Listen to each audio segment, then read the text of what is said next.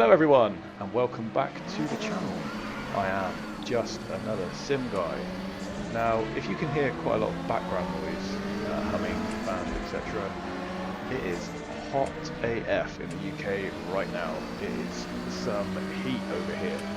So you can probably hear a fan, you can probably hear my PC fan just about to go into orbit.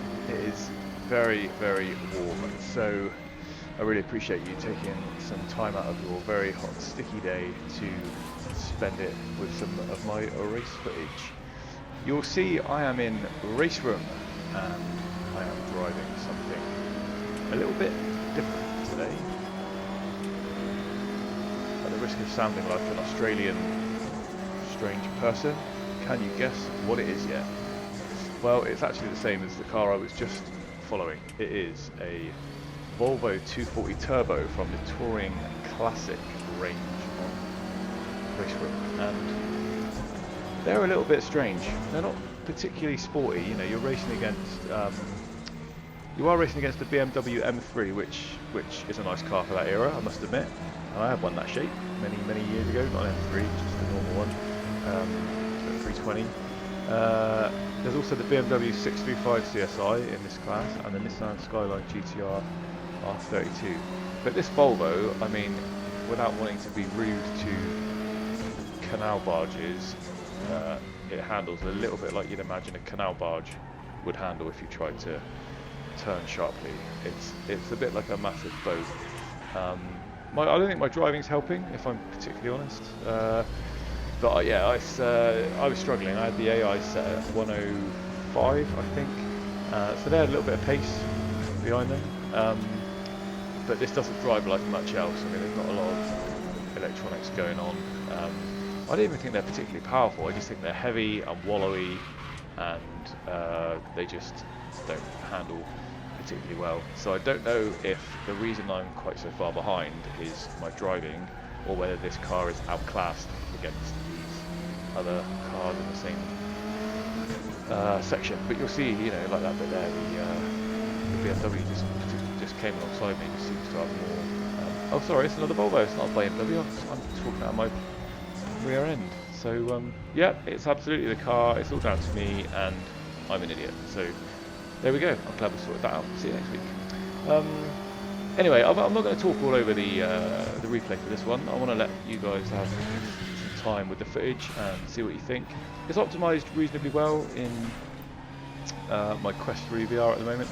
I'm not sure if the footage is got a couple of little stutters and frame rate issues. It certainly wasn't happening when I was playing, but I've noticed it watching it back that it does seem to freeze every now and again. But I don't know if that's just while it's playing for me. I don't know if that's going to come through the recording. So if it is, I apologise, and I will look into it. But I'm just going to blame the heat because it's hot, and yeah, I'm just going to blame the heat. I don't think I need any other reasons. Hopefully you appreciate the footage. It's very warm and sticky with a VR helmet on at the moment. I mean, I'm an old bald git, so whilst I don't have to worry about hair necessarily peeling the VR off of a dripping wet chrome dome when you've been sat there for 20 minutes wobbling around in a motion rig, you know, it's quite the experience. So do leave a like and do sub if you think I deserve the praise for sitting through that in order to bring you some fantastic footage. There's also another video on my channel about RaceRoom and the fact that it's free to try and what you get with it and how much the content might be, and whether I think it's worth your time and effort to download it and give it a go. So watch that, have a look at that, see what you think. I think it's definitely worth a try. There's some really good stuff in there. Have a look at that video, get more of my thoughts on it, and do leave your own comments and feedback in the comments if you've given it a try, if you like it, if you don't like it. You know, this is just all my opinion, and I'm looking forward to and more than happy to talk to people that have got an opposite and equally as valuable opinion. So that's what it's all about. I'm a lover of most things sim racing. There's some that I've yet to try. I've bought LMU but not set it up. I've never tried Rensport. I've got BeamNG. I don't know if you can call that a driving sim, but it's definitely a sort of motor based sim. Not really got around to setting that up with VR and motion and stuff, so not got a lot of experience in that. But you know, I'm not a particular fanboy of anything specific. Try and give each sim its credit where it's due. I don't think there's really one perfect driving sim out there, and I think there's some that are getting close, but most have got something good going for them, that unfortunately some of the other ones that are really good might lack in that one thing. So I think that's just what life's like for most situations. Anyway, I'll leave you to watch the rest of the footage, and hopefully I'll see you in the next one. Please do leave a like and a sub, share to your friends, join our Discord group for some casual races with mature gentlemen and gentle women, probably, where we're hoping to create a community of people that just want to chill, have ad hoc races on lots of different sims and lots of different driving games, looking at sort of things like Dirt Rally as well, creating some championships on there.